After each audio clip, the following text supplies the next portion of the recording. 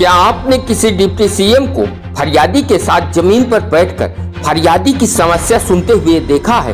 तो शायद आपका जवाब नहीं होगा, लेकिन आज हम आपको एक ऐसे डिप्टी सीएम से मिलवाने जा रहे हैं जो फरियादियों के साथ जमीन पर बैठकर उनकी समस्याएं सुनता है, तो वहीं धरने पर बैठे पत्रकारों के साथ घर के बड़े सदस्य के जैसे समझाकर पत्रकारों का धरना खत्म करवाता है। हम बात कर रहे हैं उत्तर प्रदेश के डिप्टी सीएम केशव प्रसाद मौर्य की। आज से पहले डिप्टी सीएम केशव प्रसाद मौर्य का यह रूप आपने कभी नहीं देखा होगा।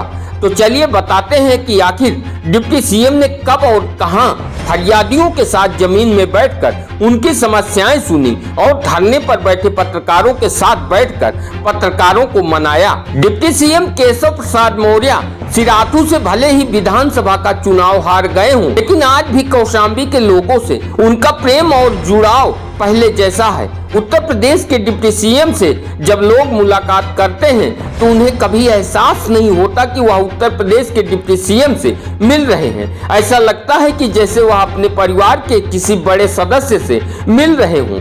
आपको बता दें कि 6 जून को कौशाम्बी के सिराथू विधानसभा के शीतला गेस्ट हाउस में उत्तर प्रदेश के डिप्टी सीएम केशव प्रसाद मौर्य का लाभार्थियों को ई रिक्शा वितरित करने एवं कौशाम्बी जनपद के अधिकारियों से जिले के विकास के संबंध में मीटिंग का कार्यक्रम था, जिसके लिए डिप्टी सीएम केशव प्रसाद मौर्य मां शीतला गेस्ट हाउस पहुंचे थे। इसी दौरान वहां पर एक विकलांग फरियादी आया जो डिप्टी सीएम से मिलकर अपनी समस्या बताना चाहता था। इसकी जानकारी जैसे ही डिप्टी सीएम केशव प्रसाद मौर्य को हुई तो वह खुद चलकर फरियादी के पास जाकर जमीन में बैठकर उसकी समस्या सुनी और उसकी समस्या को समाधान करने का जिम्मेदार अधिकारियों को आदेश दिया। इसी के साथ साथ कार्यक्रम को कवर करने गए पत्रकारों के साथ पीडब्ल्यूडी विभाग के जेई ने बदसलूकी कर दी, जिससे नाराज होकर पत्रकार गेस्ट हाउस में धरने पर बैठ गए। लेकिन इसकी जानकारी जैसे ही डिप्टी सीएम केशव प्रसाद मौर्य को होती है,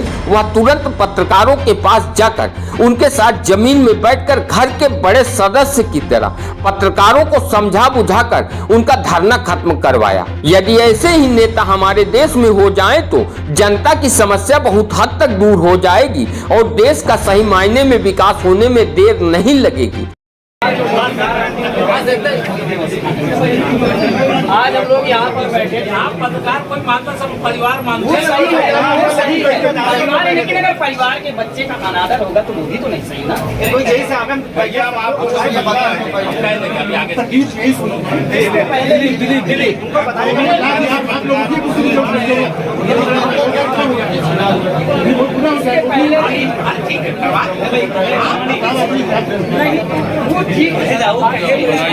इस पर आप लोग क्या सोचते हैं? कृपया कमेंट करके जरूर बताएं। और यदि आप इस वीडियो को YouTube पर देख रहे हैं तो हमारी YouTube चैनल द न्यूज सागर को सब्सक्राइब करना न भूलें।